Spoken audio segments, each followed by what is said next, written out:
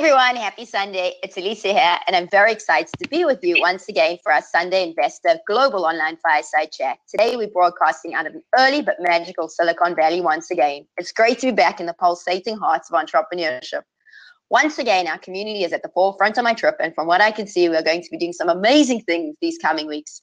We've already crafted some exceptional relationships with startups and investors alike, and I'm truly confident this is just the beginning. Once again, today we have an amazing session planned for you. During our time with our superstar panelists, we are going to be discussing the art of finding and closing investors who are actually helpful to your business success. This is a topic that's received a lot of attention over the years, and we hope that today we're going to get to the bottom of it. Now that I've got you all excited, let me go ahead and introduce you to our VIP guests before asking them to properly introduce themselves to you.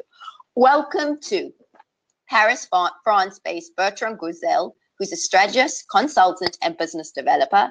Welcome back to California, USA-based Christian Myers, who's an investor, business development specialist, and mentor.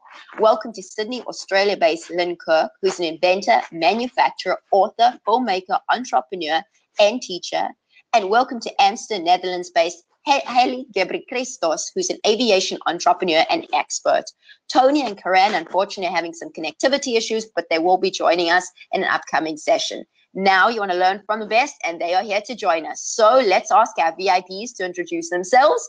To make everyone nice and comfortable, let's start with Christian. Christian, please say hi to everyone.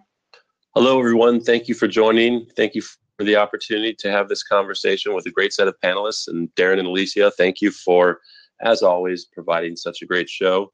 My name is Christian Myers. I'm an investor in early stage startups and technology based in San Francisco. My background includes building some of the biggest cloud computing companies, such as Salesforce and SuccessFactors. Thank you very much. Welcome, Christian. Always a pleasure to have one of the best angel investors in Silicon Valley joining us. Very excited. Bertrand from Paris, please say hi to everyone. Hello to everybody. Yes, indeed. I'm Bertrand. I'm located in Paris area. I've been working in the IT and telecommunication industries for more than 20 years now. And beside my business development roles, I try to start a few small business. Actually, I am currently in the process of launching a cybersecurity business right now. So let's see if we can share about do's and don'ts, and if it can help. Very excited to have you join us, and very excited to hear your feedback as an entrepreneur. So thank you, Bertrand. Thank you.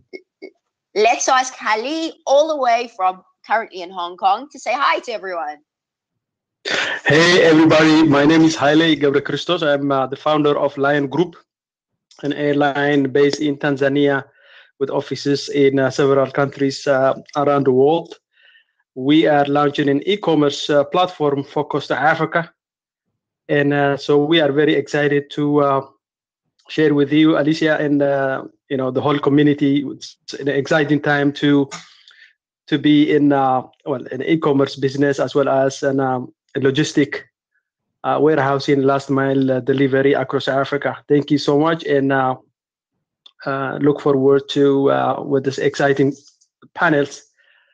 So let me know if you need more clarification. Thank you, Hailey. Very excited to have you join us. You're solving some major challenges across Africa, so looking forward to hearing your insights. Last but definitely not least, all the way from Australia, please say hello to everyone, Lynn. Hello, everybody. Thank you for allowing me the privilege to be here this morning in Sydney, Australia time. And I'm looking forward to the discussion tonight and what will come from it. And thank you for joining us at a very strange hour, Lynn. So we really appreciate it. Now, just before we jump into our questions for our VIP guests, a few shout outs. On the screen are contact details for all our panelists. Feel free to reach out to them. Keep sending your questions through to inspireme@Online Fireside Chat, and we'll do our very best to include them. Given how many of you are once again joining us today, we have community champions managing the chat room. So if you have a question for one of our VIPs, make sure to post it, and we'll do our very best to get it answered. On that note, just a reminder, we have community champions and ever-growing meetup groups across 80 cities and 60 countries around the globe, including North and South America, the UK, Europe, Africa, the Middle East, India, Asia, and Australia. If you'd like to meet your local chapters or you'd like to start your own, feel free to reach out to us via email or put you in contact with our local community champion. On that note, thank you to all our champions from around the globe. If it wasn't for you, we wouldn't be here today. Over the next few months, and with all your help, we are going to be inspiring and empowering entrepreneurs in more than 100 countries. Today, we know that this is possible only because of all our volunteers. So thank you. Thank you again to our VIP guests for sharing your knowledge and wisdom so generously and freely with our community. Thank you to our growing family of supporters and collaborators for once again hosting sessions for hundreds of entrepreneurs who don't have access to the necessary bandwidth or understanding of the English language to join our sessions on their own. Thank you to all the presidents, prime ministers, ambassadors, government ministries, UN offices, US Embassy Corners, British Council offices, World Economic Forum, university campuses, schools, business incubators, Chamber of Commerce's, community centers, and radio stations for all your weekly hosting support and for raising awareness within your regions and communities. Thank you to everyone from our UN Women team for all your support as well. We're once again streaming across new live platforms today, and this is only because we are a community. If you'd like to share us with your community of entrepreneurs, feel free to connect with us, and we will do our best to empower and inspire even more entrepreneurs. Now, the moment you've all been waiting for, you want to learn from the best, and they are here. So to make our VIPs nice and comfortable, the topic for today's session is the art of finding and closing investors who are actually helpful to your business success. To make our VIPs comfortable, this is how it's going to work. We're going to pose a question to one of you, but it goes to all of you. Feel free to share your insights, and we just want to learn from you. So please, no holds barred, especially for today's topic. So let's see who we're going to put in the hot seat. Maybe we should put Bertrand in the hot seat. Bertrand, let's do this. Bertrand, our first question goes as follows. The first question is, in your opinion, and based on what you've seen in France, when is it the right time for entrepreneurs to raise investment for their entrepreneurial businesses? From my perspective, there is no good or bad time, but rather to know what stage you're at. You have to determine if you need seed money to make some prototype, or if you need cash to consolidate the money flow, or instead would you need to be backed by investors so you can put money on the table to invest into infrastructure or a warehouse or some facility or offices. So there is no good or bad time, but rather a reason why to ask investors to back you, really. Thank you, Bertrand. Great way to start today's session. Christian, we'd love to hear your insights from Silicon Valley. Please go ahead. Well, I agree with Bertrand in the sense that the question of whether or not to raise capital is a function of the goals for the business and where the business is and the type of business. So is it a business that is self-sustaining and can grow via the cash that it generates, or is it one that requires capital? What are the goals? Is there a specific growth rate that the founders are targeting, and thus capital is required? And then what are the founders' goals themselves? Do they want to retain ownership of the company, or are they open to dilution because their goals and business type require it? So I agree with Bertrand. It's all a function of what's happening in the business. Thank you, Christian. We got a lot of questions coming back to you, so just bear with us. Ali, you've had some very interesting experiences both in Europe, Africa, and Asia. Would you like to add anything to what Bertrand and Christian were saying?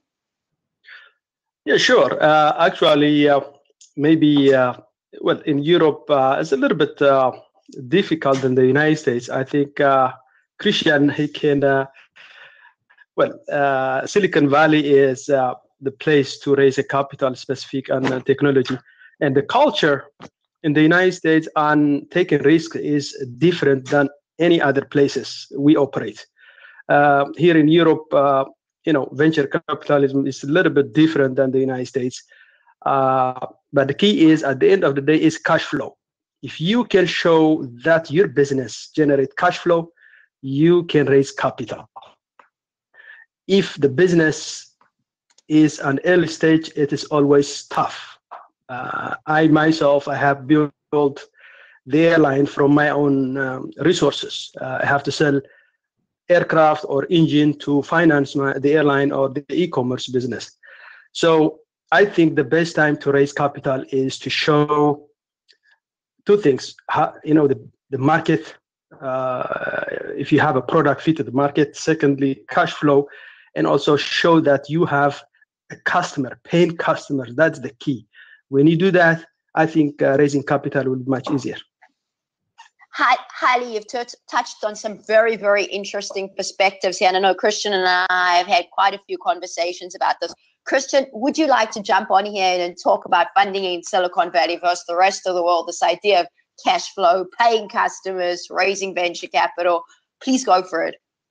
Well, I think that all of the three things that Haile mentioned are signs of a strong company.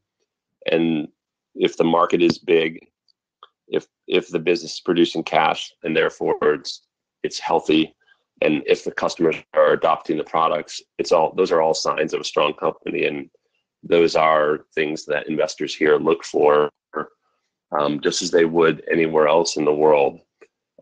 One thing that is different about Silicon Valley is it's much easier to raise money here. So we are privileged and fortunate to be working out of places like San Francisco and Palo Alto, because there's an appetite for risk and an appetite for investing in companies that are still proving themselves in various ways but have a lot of potential. So I just say I admire all the entrepreneurs outside of Silicon Valley, because I know it's much more difficult to raise capital.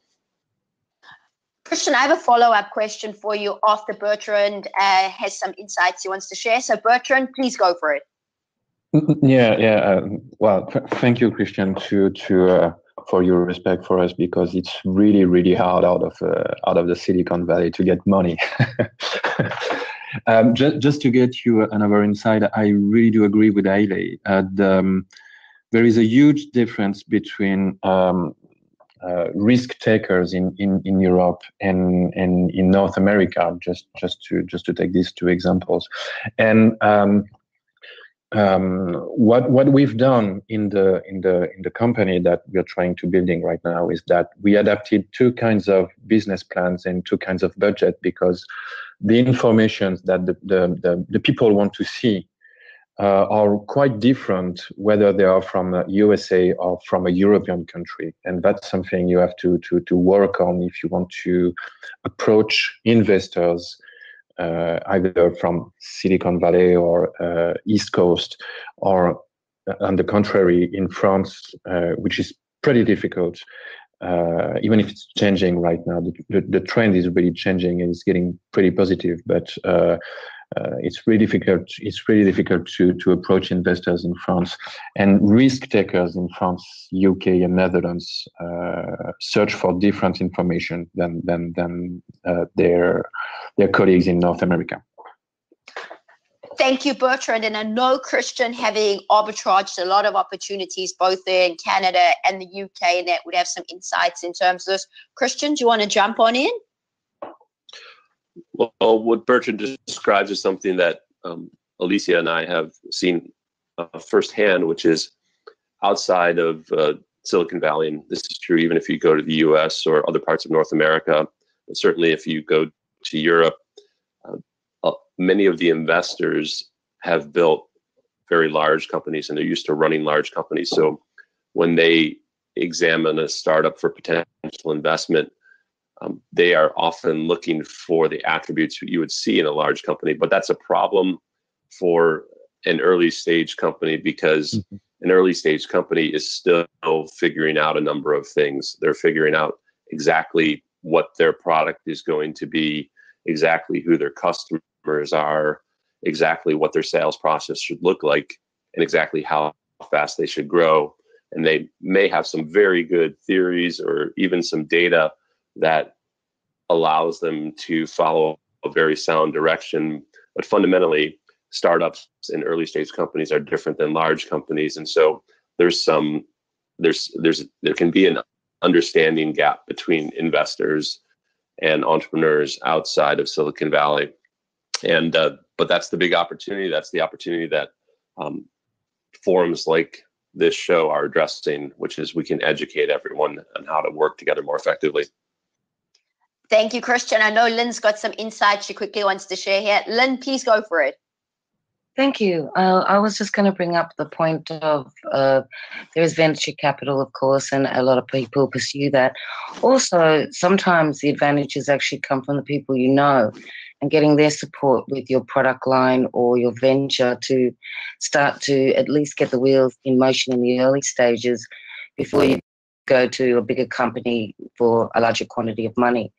And that can assist you develop the product and get it to a more favorable situation for the bigger companies to look at you and go, oh, wow, this is a good idea.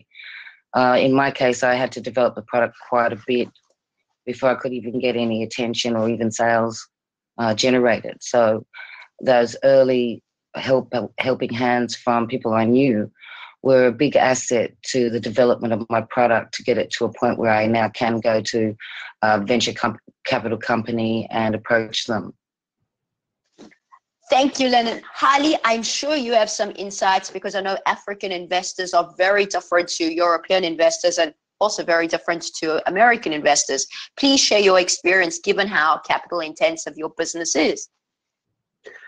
Definitely. Well, the African investors, of course, they are more, looking for, later stage companies, family-owned companies who have been in business plus 4 or 5 years, and they are, some capital. There is some capital available for specific infrastructure projects in Africa. Often is by World Bank and other specialized funds. But recently, we are experiencing Africa has been the hotspot on new software developers, like in South Africa, Cape Town. You have Nairobi, Lagos, and Accra. They are becoming hubs and the tech hub. And we see companies like Facebook and Google, they are now taking note. Africa is going to be the next frontier in terms of technology and mobile commerce, if you will. And so I think Christian, he will probably give us some take on this. There's tremendous availability on manpower. Young people are very adaptive on the African continent. Is going to be for any fans or any investors is going to be very attractive in the coming years. The middle class is coming. The internet accessibility on access to internet is getting easier, and mobile phone. Everybody has a mobile phone actually, and we see this in a very exciting time as an European company. We are investing in Tanzania, in Kenya, Ethiopia, Uganda, and Rwanda. And we are very excited on this. And we expect to raise some capital from China in the United States. And raising capital in Africa is very challenging, at least in our company. We don't expect to raise any capital on the African continent. So in a nutshell, I think for just to maybe you can jump on this, and it's going to be very interesting side with the United States investor from the United States, how they look the next stage on investing in Africa. Thank you, Harley. And a quick follow-up question for you. Given the fundamental problem you are solving in Africa, why has there not been bigger uptake from African investors in your business? You have to prove first. In my case, I saw this. I could have invested in e-commerce without having the warehouses, without having the airline. So what I decided early on, since 2013, I said, all right, well, let's put the airline first. I start from scratch, put in Lion Air Cargo Tanzania as an airline, then get the warehouse we have here in Europe. So in Hong Kong, strategic partner, he has several warehouses in Los Angeles, in China. So what we did is start from scratch, or start from infrastructure, if you will, and back to the customer wishes. So, but this is, I think, a little bit difficult to understand the ecosystem for, for investors, because too early, we have not even proven that we can generate revenue. But surprisingly, I get a lot of requests recently from Chinese investors, because they see this because of the Alibaba. They see, all right, you guys, you have the airline, you have the warehouse, and you have the e-commerce launching and last mile capability. They see that yet we have some e-commerce company already operating, but their biggest issue is logistics. You can, bring products to Nairobi. If you don't deliver to the customer, is very challenging. So my goal has been first to build a capability first, then bring the products. And so we will see how that develops. But so far, expansion, we are looking at some strategic partners, and we are negotiating with the Chinese investors, if you will. But in Africa, I think maybe next year. But at this stage, I don't see any appetite. Thank you, Haile. You've got some fascinating insights there. And I know Christian's been on this journey in terms of engaging with investors, both from a European perspective, African perspective, and of course, Chinese perspective. I'd love for you to share your Silicon Valley perspective in terms of everything that Haile's touched on, Christian, and ultimately where you see these things going. Thank you. I think it's a very interesting topic, and investors here, as Haile suggested, see a big opportunity in Africa, and they're trying to educate themselves so they're more knowledgeable about the opportunities, the unique market conditions in different countries, and how best to work with entrepreneurs. The opportunities that people are looking at are span from energy and increasing the availability and reliability of power through things like solar, the communications infrastructure. A very interesting one is the payments infrastructure, so that people and businesses and organizations don't have to use cash. They can pay and transact electronically, which will open up a lot of opportunities for business to develop. Healthcare as well.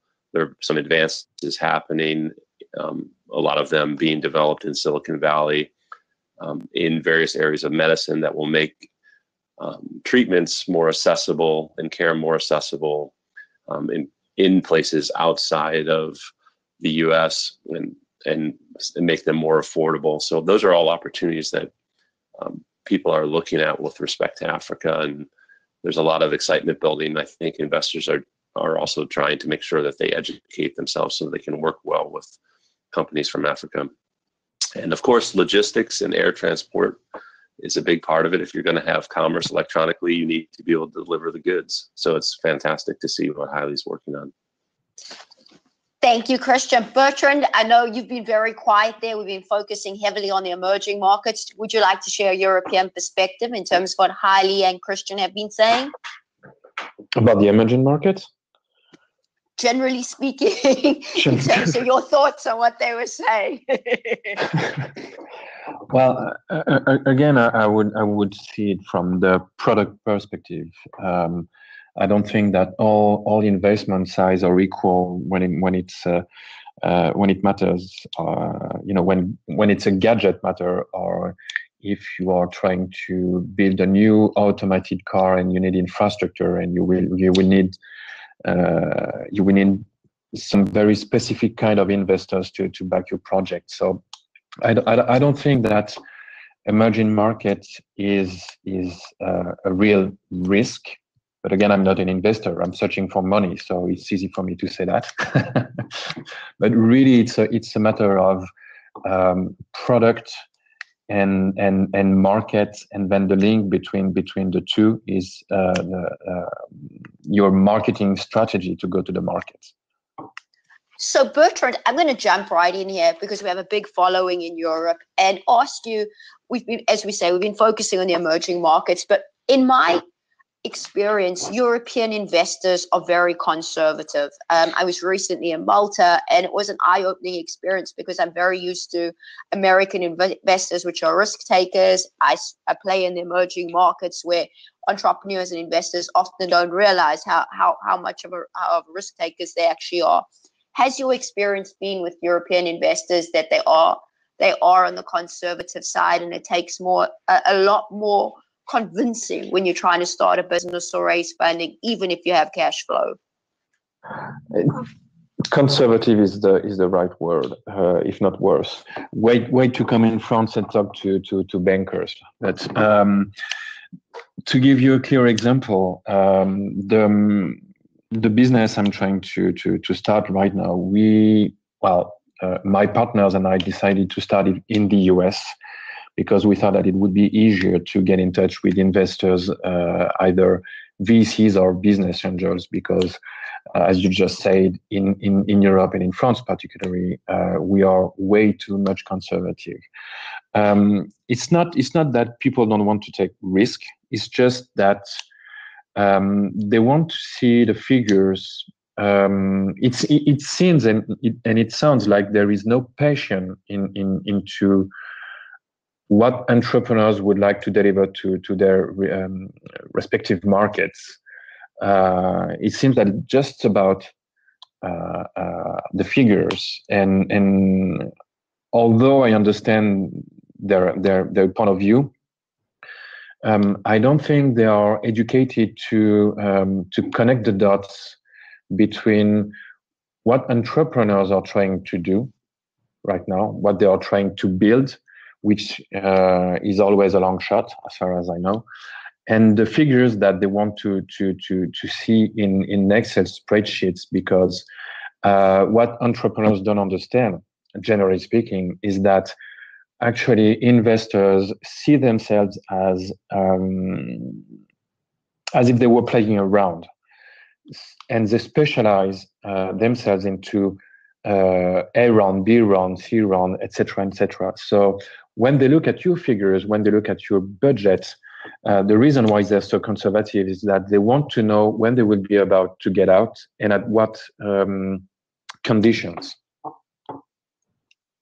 Bertrand, you've touched on some fascinating insights, and I'm going to ask Christian to give us his thoughts, because one thing that is clearly evident from spending time in Silicon Valley is that it's born on passion and inspiration. And I know a lot of the entrepreneurs around the world have the same challenge that you do, Bertrand, that they are looking for funding. They're not based in Silicon Valley, but they are strong entrepreneurs, and their ecosystems don't necessarily support their businesses in the way they need them to. And it's almost like Silicon Valley investors have to take European investors or French investors on a journey with them to get those ecosystems moving. So, Christian, how do entrepreneurs outside of Silicon Valley successfully get funding from Silicon Valley?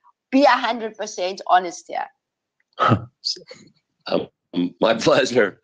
Well, I think in general, one of the themes that's come up here is in professional investors are highly specific in the types of companies they invest in.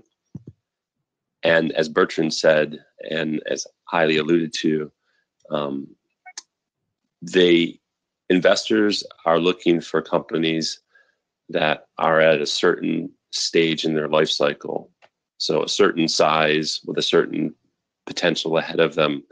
And it's very, very hard to convince an investor that invests in companies that are mid-stage or later stage to invest in an early stage startup, and vice versa.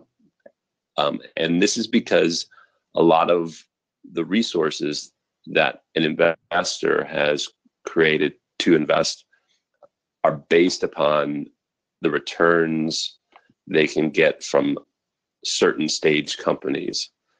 So every investor is looking for what's called an internal rate of return, which is one way of measuring how your investments are performing, and investors at different stage companies are looking for different internal rates of return, and they have to stick to that because they made promises to their limited partners. Limited partners are the people and organizations that give professional investors money to invest on their behalf.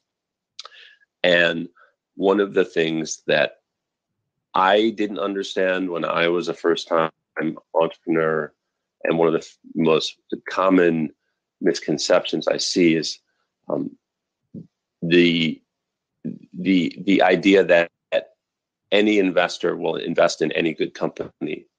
But that's simply not the case. Investors are looking for particular types of companies beginning at particular stages. But back to your question, Alysia, investors in Silicon Valley are typically looking for companies, and I'm speaking of venture-backed companies, that have markets that are clearly in excess of $1 billion, and companies that can grow to be worth more than $1 billion in a period of 5 to 10 years.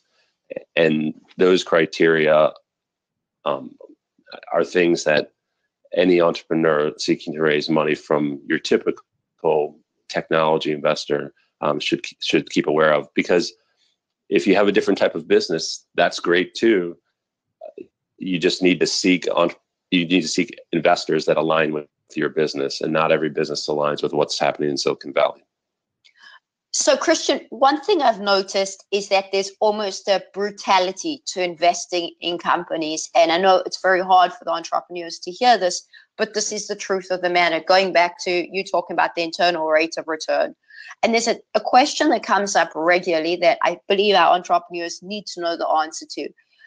Is there some truth to the fact that investors in Silicon Valley don't like investing in companies that are outside a 50-mile radius of Silicon Valley? There is some truth to it. That's changing because people realize that you can stay in close communications with companies via Skype, video conferencing, and travel. It's changing also because investors are seeing a lot of opportunity outside of Silicon Valley. And even though there are many strong companies produced here, there are a lot more outside of Silicon Valley, and investors today are asking themselves how they can capitalize on that and work with companies outside Silicon Valley. That said, investors like to be able to work closely with the entrepreneurs that are part of their portfolio. And if you can simply get into a car or get on public transportation and meet with those teams, that's a preference that still exists today. Quick question for you. I know Lynn's got some insights she'd love to share. I'm sure Bertrand and Hailey also have some insights. When do you recommend that entrepreneurs actually move their operations in order to brand themselves as Silicon Valley companies? That is a question that requires some thought on the part of each entrepreneur, and it would be a function of what's available to them in their own location and region. And there are certainly parts of the world where there are well-educated investors and more senior entrepreneurs that can guide startups in, let's just call it the Silicon Valley way. But if you are trying to build a company that's going to be worth over $1 billion and resembles the ones that are in the news from Silicon Valley, there's a great deal that can be gained from immersing oneself in the culture and the techniques that are, for us, and fortunately for us, relatively commonplace in Silicon Valley, even if you don't stay here, but you immerse yourself and you take that education back to your base. The contrast, though, is your operations may be more efficiently run. You may have access to more talent and better talent, and your customers may be located elsewhere. So that needs to be balanced with the know-how and the capital that you might gain by spending some time in Silicon Valley. And bridging that is something that I think everyone involved in investing in startup creation should be thinking about, because if we're going to realize the full potential of entrepreneurship around the world, we need to be able to bridge Silicon Valley and the rest of the world.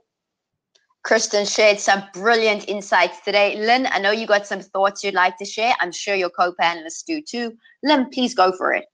Thank you. I was just going to say that I agree with Bertrand on the topic of conservative investors. I would say Australia is very much like Europe in that way. And it can be quite a long journey to get their attention, get them to consider your product or your service for investment. You have to really show here that there's going to be a return. How much return? One person said to me in a venture capital company that the investors treat it as a wage. They want to know how much they're going to make from next week. And so the pressure is on to be able to have, I suppose, the sales ahead of the investor, to provide them with those figures so they know what they're expecting in return quite quickly. And so the pressure's there. There's no real fair waiting period where they allow you to build up the business. They really want to believe you've got the customers already in line. Fascinating insights, Lynn. And I'm actually going to pose this to Christian. I just want to get Bertrand and Haile's thoughts, but we definitely want to hear Christian's thoughts in terms of enabling investors from around the world to become less conservative and more Silicon Valley in their thinking, and what we as entrepreneurs should be delivering as our message to get that conversation going. So, Bertrand, what are your thoughts in terms of what both Christian and Lynn have been saying?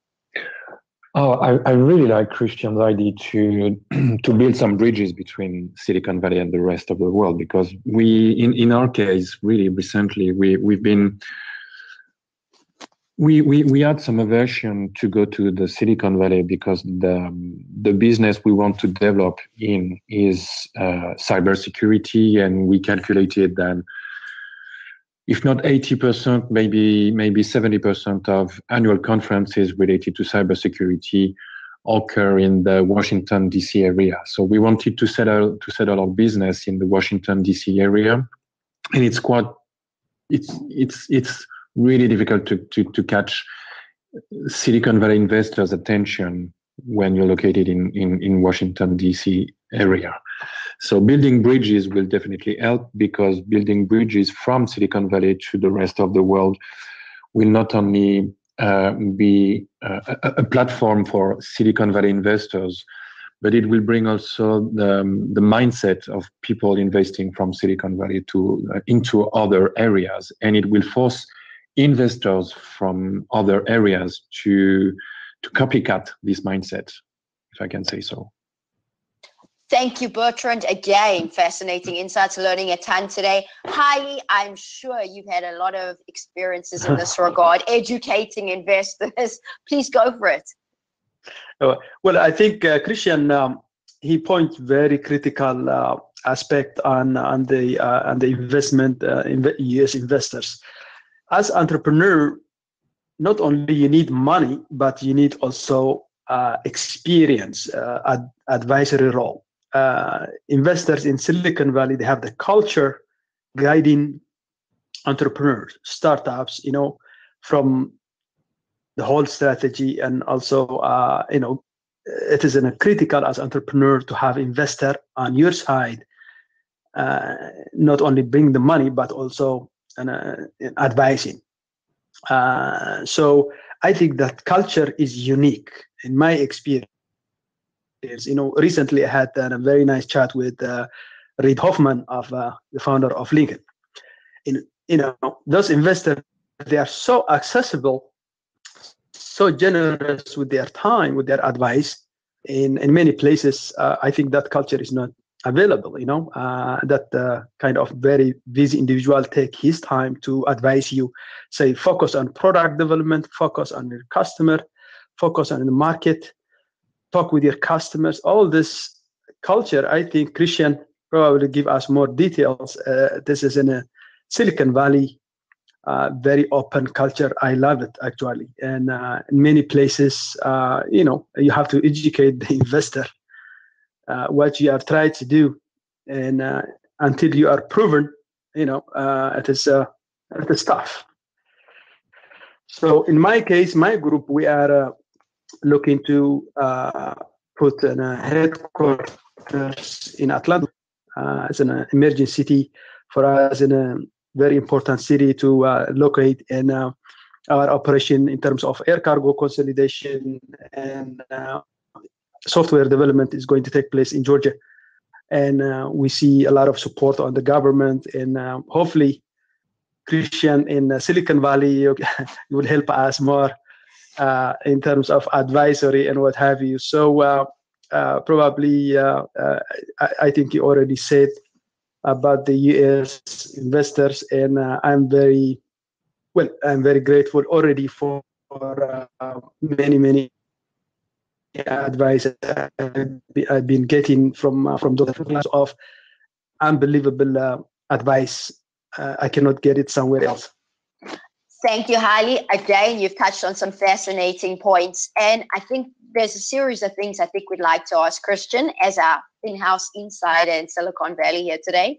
Haile, one of the things you touched on was interacting with Reid Hoffman. And I know you've had very similar experience to me in the case of entrepreneurs in America, some of the most successful entrepreneurs being very generous with their time and insights. I know Christian has been one of my mentors along this journey, and we'd like to hear from you, Christian.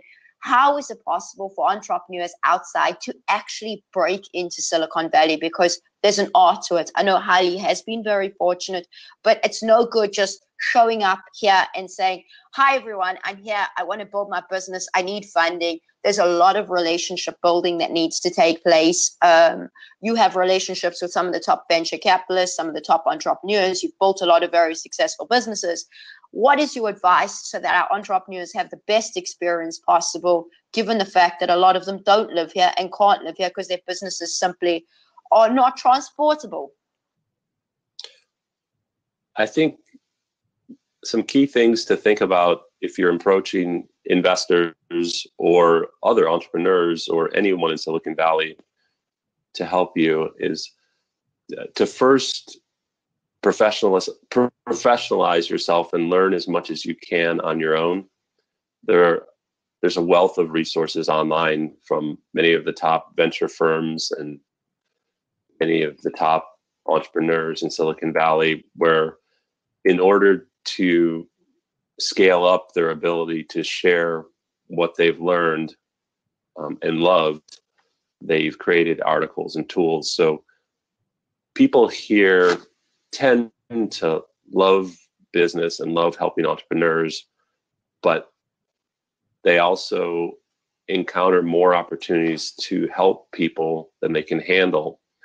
And one way they attempt to address that is by creating a wealth of online resources. And those exist for all sorts of business types, whether you're in financial technology, health technology, e-commerce marketplaces, or enterprise software. So first thing would be to avail yourself of what's already there, because then when you approach someone for help here, you'll be speaking their language and you can be very precise with your question.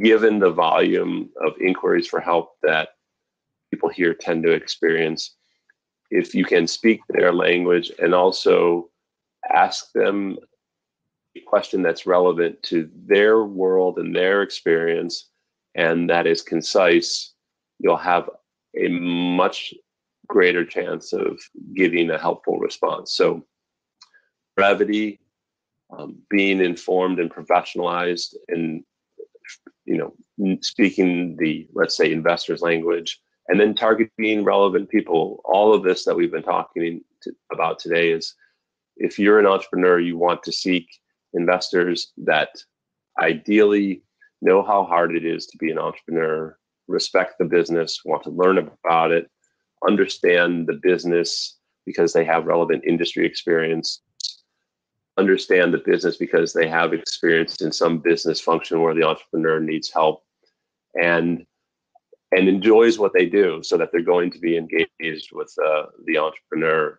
So a lot of what it takes to get value at investors and get help of any kind means talking to the right people. So everyone, I got a special treat for you. If today's topic is about good investors and they're adding value. So if you want to see a good investor at work, it's a masterclass today. So we're going to put Christian on the spot, and we've got Bertrand. Bertrand, bear with us because this might be brutal, but Christian can cut through a business like nobody's business, okay? Within a few seconds, he can literally see things that the rest of us can't. So everybody, hold tight because this might get brutal. And Bertrand, as I say, this is the opportunity of a lifetime, and just bear with me, okay? Christian, Sure. as a Silicon Valley investor, your co-panelist is from France. He's doing some very cool stuff. He likes Silicon Valley funding. Do what you do best. Say Bertrand was sitting in front of you, pitching you. Let's do this, guys. Bertrand, you ready? Christian, can you give us your feedback on Bertrand's business? Ask him Surprise. the questions. That's why we do these sessions. Christian, hit it. Well, one thing I would just say is investors don't need to be sold or converted, in the sense that if they believe in a market, a particular product, and a team, they're naturally going to pursue it. And a lot of times I think entrepreneurs focus on almost missionary style pitches, but you actually want someone who believes in the business and is going to work to understand your business before they invest. And so even before Bertrand and I, have more of a conversation, he has a lot of strengths that are already apparent. One is he's a professionalized entrepreneur.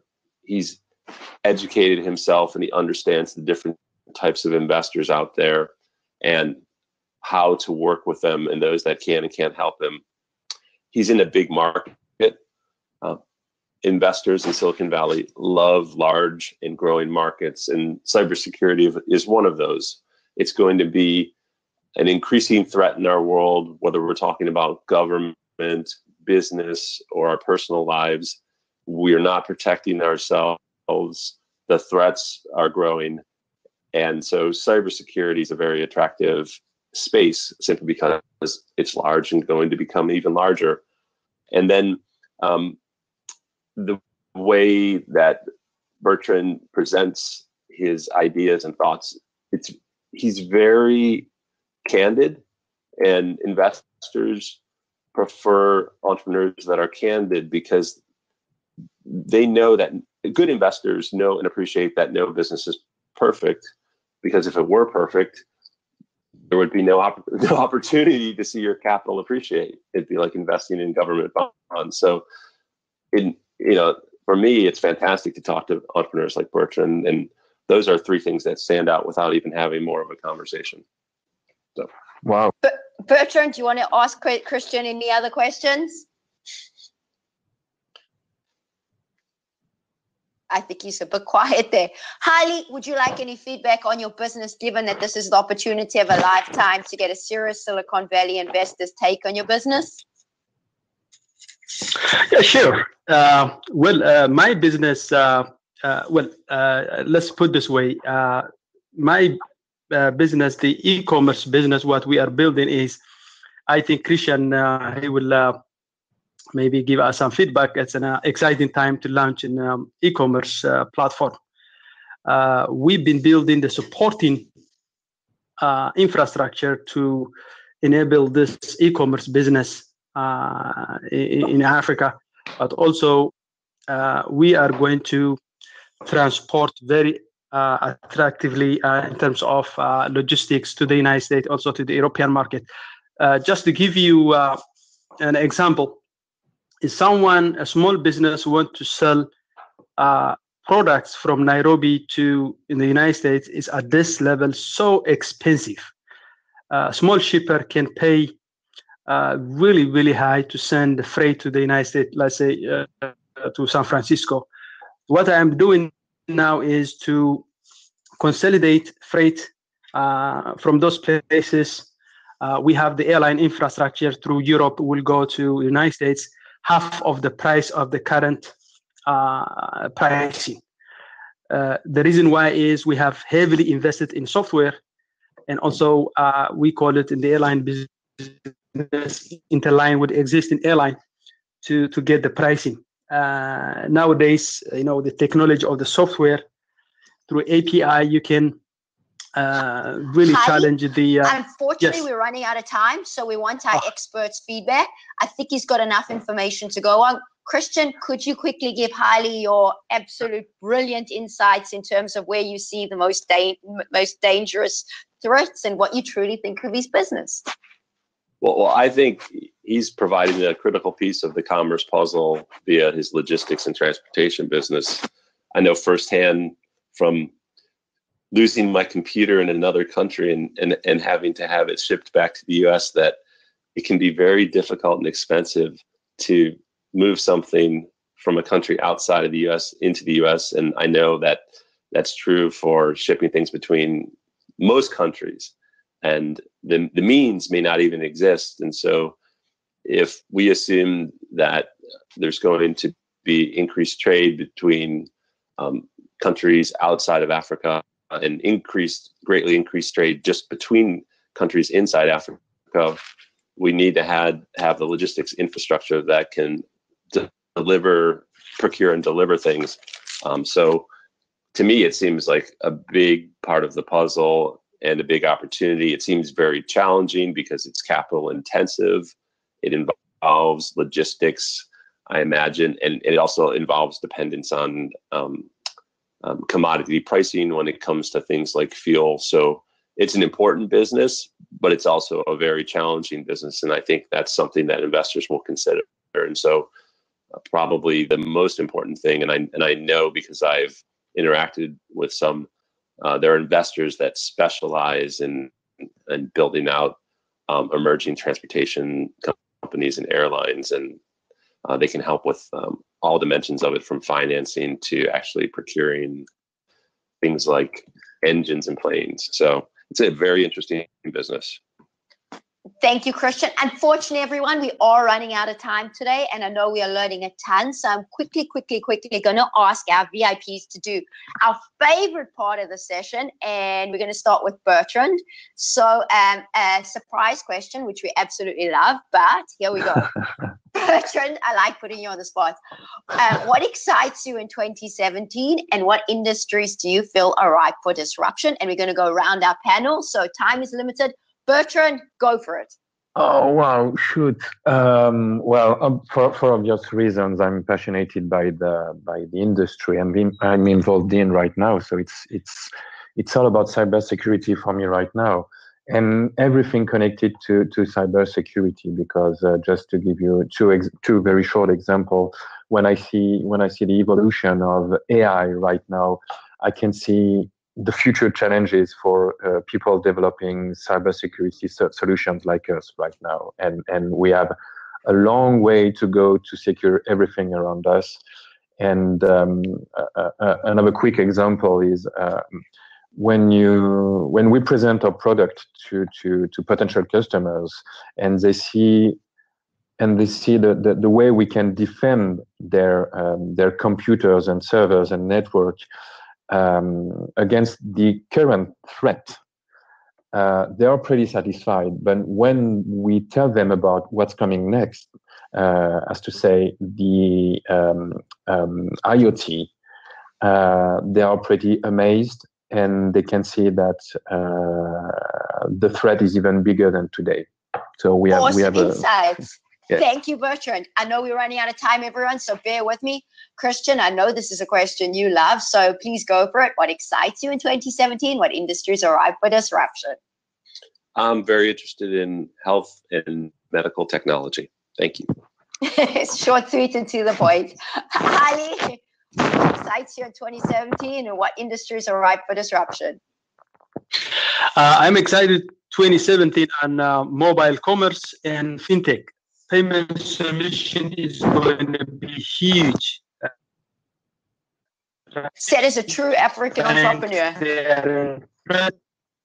fintech is going to be really, really excited on the mobile commerce, and I think this is the right time to invest in fintech and payment solution in mobile commerce in the future. I'm sure Christian's very excited by what you said. He's just invested in a very, very cool payment solution in Africa, and it's going to be a unicorn. So I'm sure Christian's thrilled by your words, highly. Lynn, what excites you in 2017? What industries are ripe for disruption? Oh, well, I don't know really, but I could just say that in Australia, I'd say that most of the VC companies are heavily investing in IT and in medical breakthroughs, devices, clinical trials and tests that have proven to be quite valuable. And that seems to be doing really well. As far as things that are probably flunking out, it seems that Australia is not really investing in much outside of that. Our manufacturing companies here are not doing too well. So it really seems to be IT and medical devices that are ruling the roost at the moment. And I imagine that that'll continue for quite a few more years. Australia is definitely becoming a hotbed for medicine. So thank you for sharing those insights, Lynn. Now we're going to ask our VIPs to quickly prepare their tweet piece of advice that we can all go ahead and apply to our businesses. While they're doing that, thanks to everyone for a truly amazing session. Today's masterclass was absolutely fascinating. Just to keep you posted on our upcoming sessions with some of the world's best joining us again as panelists, our next Fireside chats are on 16 August, dangerous entrepreneurial behaviors and how to avoid them.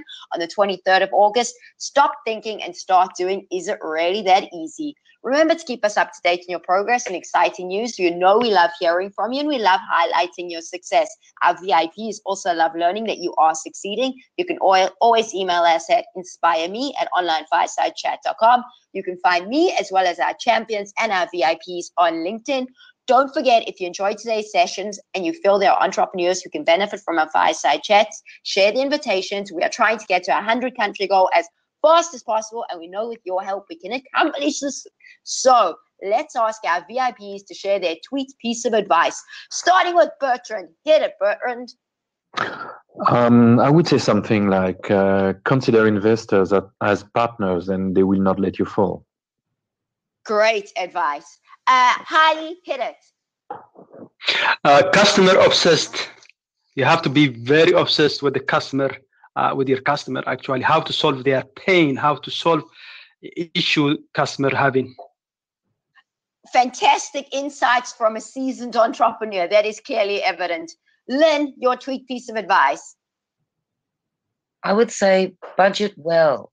When you are given funding, be careful with it. Be selective about what you choose to spend it on and make sure that the expenditure is justified. Again, you can see she's an experienced entrepreneur. And from our in-house investor, please tell us your tweet piece of advice. Really focus on investors that understand and appreciate your business and industry. Fantastic advice once again from our experts. My tweet piece of advice, be grateful for everything you have. We are privileged to be entrepreneurs, to be supported by people that care about us, the community that cares about us, experts such as these extraordinary business leaders who are willing to share their insights so freely with us. Remember, we're living in scary but exciting times, so be grateful for everything you have. Thanks again to everyone for a truly amazing session. As our VIPs would tell you, remember to keep hustling and never give up. On the count of three, we're going to ask our VIPs to shout bye. So, guys, 1, 2, 3. Bye, everyone. Bye. Bye, guys. See you on Wednesday.